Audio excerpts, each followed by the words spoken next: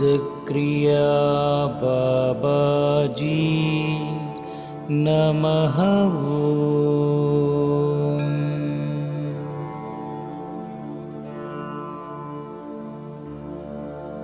ओम सिद्धक्रिया बाबाजी नमः।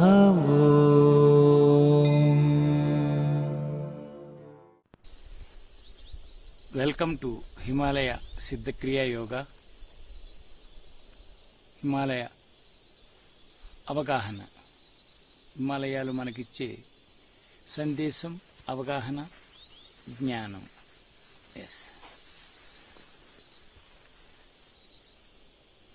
మన వాళ్ళ ఒక వ్యక్తి ప్రశ్న, బాబాజీ ఖచ్చితంగా సన్యాసం తీసుకుంటేనే మోక్షమా? ఖచ్చితంగా సన్యాసం తీసుకుంటేనే మోక్షం వస్తుందా? తీసుకోకపోతే రాదా?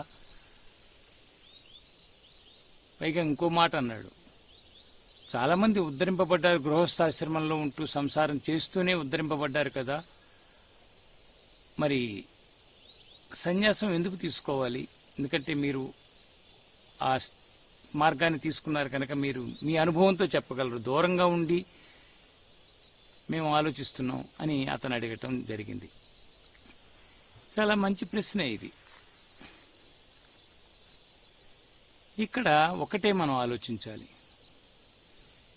ఏది చెయ్యాలి, ఏది చేయకూడదు, ఏది ఎందుకు చేయాలి. నెక్స్ట్, అన్నీ మనం చేస్తేనే జరుగుతున్నాయా? అన్నీ మనం చేస్తేనే జరుగుతున్నాయా? జీవితంలో జన్మ తీసుకున్నాక అన్నీ మన చేతుల్లో ఉన్నాయా? ఏమి మన చేతుల్లో ఉన్నాయి, ఏమి మన చేతుల్లో ఏమి లేవు, ఇవన్నీ మనం పరిశీలించుకోవాలి, ఆలోచించాలి. సన్యాసం అనేది ఒక స్థితి, ఒక మెట్టు, నా దృష్టిలో ఒక ప్రమోషన్. అందరూ ఆ ప్రమోషన్ పొందుతారా, అక్కడికి చేరతారా అంటే చేరకపోవచ్చు.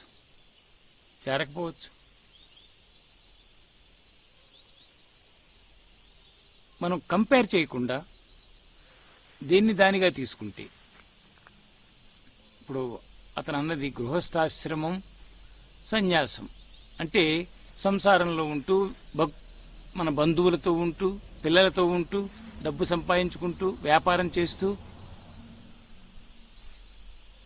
భార్యతో గడుపుతూ, భర్తతో గడుపుతూ, ఇదంతా సంసారం కింద చెప్తాం. గృహస్థాశ్రమంలో ఇవన్నీ ఉంటాయి కదా. దానిగా తీసుకుంటే ఒక్కసారి మనం అంతరాత్మ సాక్షిగా ఆలోచిస్తే గృహస్థాశ్రమంలో ఏం జరుగుతోంది, ఒక వ్యక్తి ఏ స్థితిలో ఉంటాడు ఆలోచించండి. గృహస్థాశ్రమంలో వ్యక్తి స్థితి ఏమిటి? ఆడైనా మగైనా ఒక బ్రహ్మచారినిగా, అన్మ్యారీడ్, బ్యాచులర్గా ఉన్న స్థితికి వివాహం చేసుకుని గృహస్థాశ్రమంలో కంట్రై, నేను నా కుటుంబం, నేను నా సంసారం, నాకు తను తోడు, తనకి నేను తోడు, మాకు పిల్లలు, మాకు బంధువులు, మా వెనక సమాజం, వాళ్ళని పోషించటం, వాళ్ళకి న్యాయం చేయటం, మనకి మనం న్యాయం చేసుకోవటం, ఇవన్నీ కలగలిసి ఉంటాయి గృహస్థాశ్రమంలో.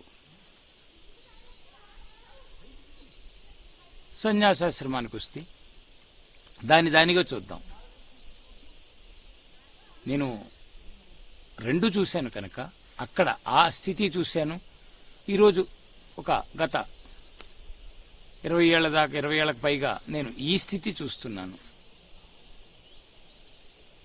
సన్యాసాశ్రమం, సన్యాస స్థితి, దీన్ని చూస్తే ఇక్కడ ఉన్నవేంటి? ఏకాంతం,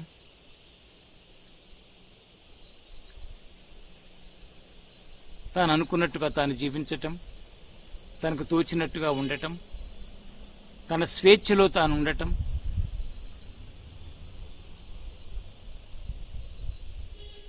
దేన్ని వదలద్దు. ఇక్కడ దేన్ని వదలద్దు అంటే ప్రాపంచిక విషయాలు అవన్నీ పోతాయి, వెళ్ళిపోతేనే సన్యాసం వస్తుంది. కాబట్టి ఇక్కడ మనకు ఎదురవుతున్నవేవి నెగ్లెక్ట్ చేయకుండా అసలు దాన్ని పట్టుకోవటం. గృహస్థాశ్రమంలో ఆ గృహస్థాశ్రమాన్ని పట్టుకుని ఉండాల్సిందే, దానికి నిబద్ధులై ఉండాల్సిందే. గృహస్థాశ్రమంలో మనం సొంతంగా ఆలోచించడానికి లేదు, ఇంకొకరిని మనం దృష్టిలో పెట్టుకుని తీరాలి. ఇంకొకరికి తగినట్టుగా ఉండాలి, చాలా త్యాగం చేయాలి. అక్కడ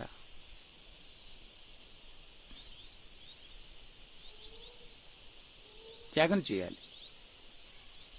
ఇక్కడ ఏమీ త్యాగం చేయొద్దు, ఎలా ఉన్నావో అలా ఉండు, నీ ఇష్టం, నీ స్వేచ్ఛ. అనిపిస్తే తిను, తినకూడదు అనిపిస్తే మానేసేయి.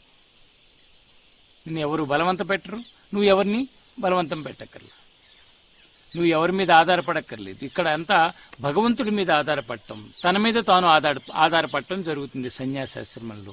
అక్కడ అలా కుదరదు. ఖచ్చితంగా కొన్ని మనం ఒప్పుకోవాలి, అనుసరించాలి, ఆచరించాలి.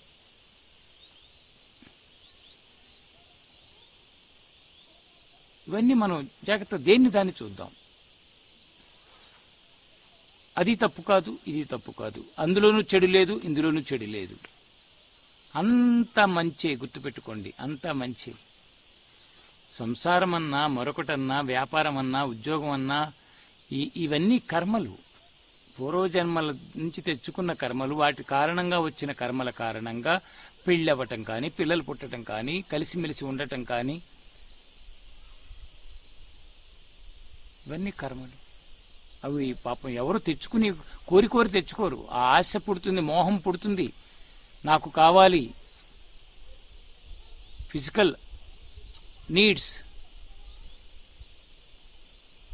మెంటల్ రిక్వైర్మెంట్స్, డిజైర్స్, ఎక్స్పెక్టేషన్స్, అవన్నీ కర్మల కారణంగా వచ్చినవి. కర్మల్లో ఉన్నాయి కనుక అవన్నీ మనం వచ్చేస్తాయి. మీరు కోరక్కర్లేదు.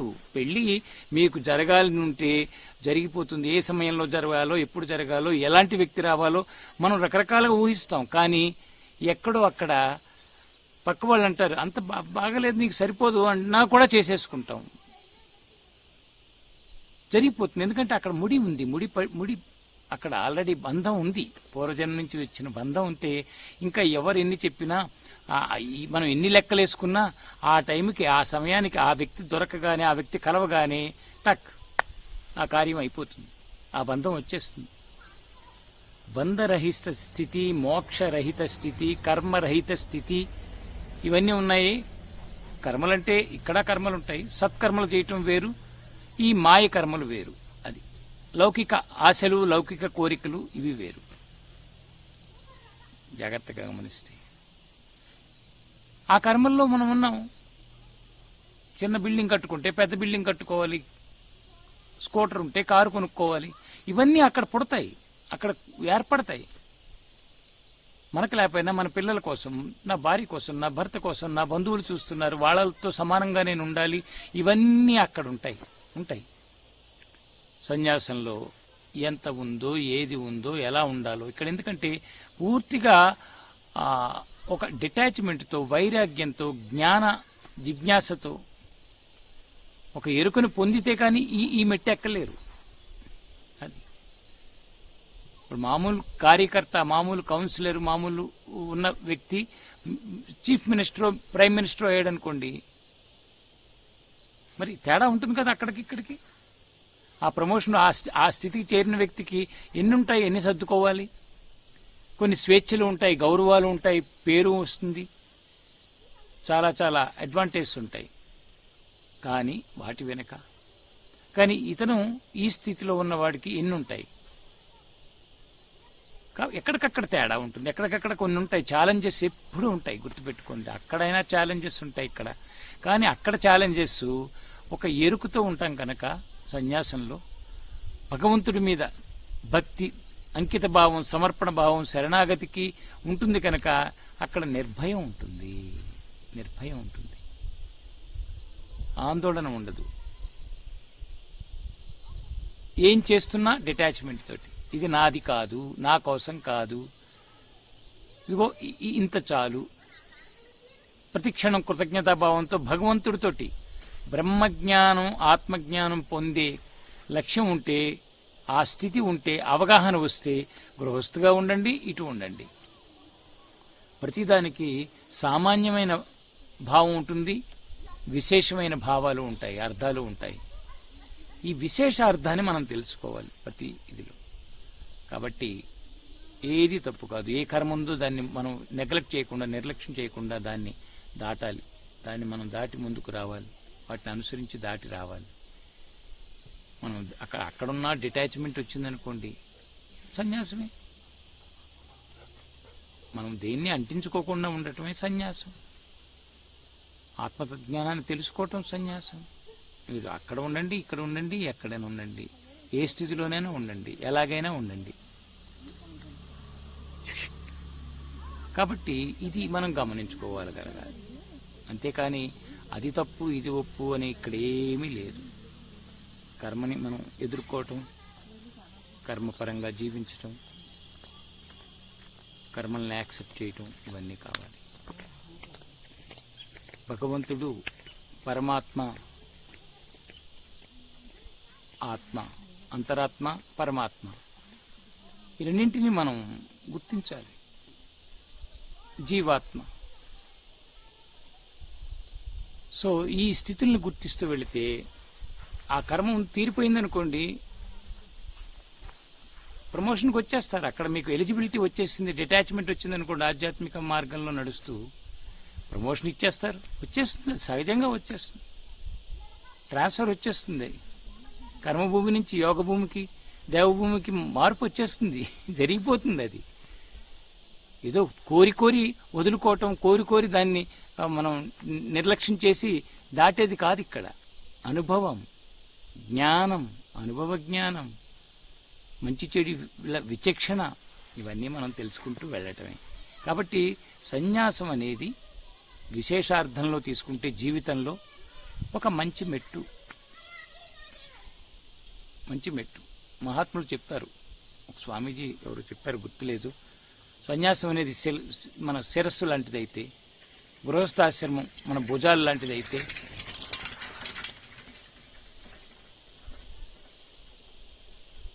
వానప్రస్థాశ్రమం భుజాలు లాంటిదైతే వానప్రస్థాశ్రమం మధ్యలో ఉంటుంది, నాభి లాంటిది గృహస్థాశ్రమం. ఇవన్నీ ఉంటేనే శరీరం, ఇవన్నీ ఉంటాయి. కానీ ఎక్కడికక్కడ దేని భాగం, దేని పరిస్థితి దాందే. శిరస్సు దగ్గరికి వచ్చేటప్పుడు సహస్రారం, చిదానందం చక్కగా ఉంటుంది. ఈ మనస్సుకి, బుద్ధికి, మనోబుద్ధి, అహంకారాలు ఉన్నాయి చూశారు, వీటి పరిమితిలో ఉంటూ జీవిస్తే గృహస్థాశ్రమం ప్రమాదమే. అక్కడ దాని మనకు ప్రయోజనాన్ని ఇవ్వదు. వీటి పరిమితిలో ఉంటూ సన్యాసంలో ఉన్నా కూడా ఇక్కడ వృధాయే కదా. సో ఆత్మ దర్శనం, ఆత్మజ్ఞానం, ఎవరైతే ఏ ఆశ్రమ ధర్మంలో ఉన్నా కూడా, ఏ స్థితిలో ఉన్నా కూడా, ఏం జరుగుతున్నా కూడా చక్కగా శ్రవణం, మననం, నిధిధ్యాసన, ఈ సాధన, ఈ మెట్లు పట్టుకున్నాం అనుకోండి, వీటిని మనం ఆచరిస్తూ వెళ్తున్నాం అనుకోండి, ఎక్కడుంటే ఎలా ఉంచితే అలా ఉండండి, కర్మ ఎలా ఉంచితే, భగవంతుడు ఎలా ఉంచితే, ఏది మనకి దొరికితే దాంట్లోనే ఈ సత్య దర్శనం చేయండి. ఆత్మజ్ఞానం గురించి ఆలోచిస్తే చాలు. ఇవన్నీ మనం కోరుకుని వదిలేవి కాదు, కోరుకుని పట్టుకునేవి కాదు. ఉంటుందే ఒకటి, అది ఏది దొరికితే అక్కడ ఆత్మజ్ఞానం, భగవతత్వం, భగవంతుడు అనేది స్థితిని మనం పెట్టుకుంటే చాలు, ఉద్ధరింపబడతాం. ఉదాహరణలుగా చెప్పుకుంటాం కొంతమందిని, వాళ్ళు అలా ఉద్ధరింపబడ్డారు కదా, గృహస్థాశ్రమంలో ఉండి కూడా ఉద్ధరింపబడ్డారు అని మనకు అన్ని డిటాచ్మెంట్ ఇచ్చి కర్మలు తీరిపోయినా కూడా మళ్ళీ కోరి కోరి పెళ్లి చేసుకుని మళ్ళీ అందులో దూరటమా? ఒకవేళ తీరలేదు, అది ఉంది, దాన్ని మనం కోరి మనం వాళ్ళందరినీ గెంటేసి నిర్లక్ష్యం చేసి నేను వెళ్ళిపోతున్నాను, అది కూడా తప్పే. జరుగుతుంది, అన్ని సహజంగా జరుగుతాయి. జర్నీ జరుగుతూ ఉంటుంది, జర్నీలో ఎత్తులు వస్తాయి, వస్తూ ఉంటాయి.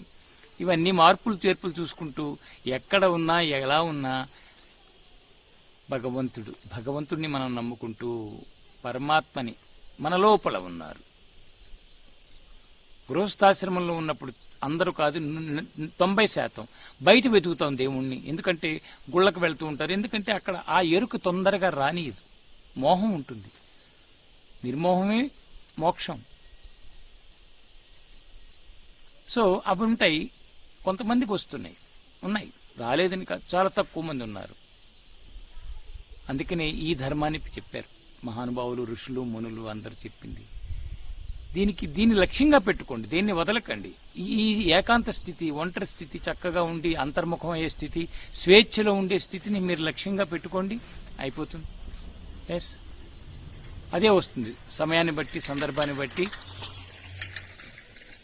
ఆ డిటాచ్మెంటు, ఆ అండర్స్టాండింగు, ఆ అనుకూలతలు వచ్చేస్తాయి. ఓకే, అంతే తప్పితే ఇది అది అనకండి. స్థితిని చూసుకోండి. వైరాగ్యం వచ్చిందా, ఎరుక వచ్చిందా, మీ మీద మీకు నమ్మకం వచ్చిందా, మీరుగా జీవిస్తున్నారా, ఎవరికి బందీ కాకుండా, మోహం లేకుండా, నాది నేను అనుకోకుండా జీవిస్తున్నారు అంటే అదే సన్యాసం. సన్యాసం అనేది లోపల విషయం, ఇదంతా కూడా లోపల స్థితి అంతే. అది వచ్చిందనుకోండి, wherever you are, whatever you are doing, everything okay.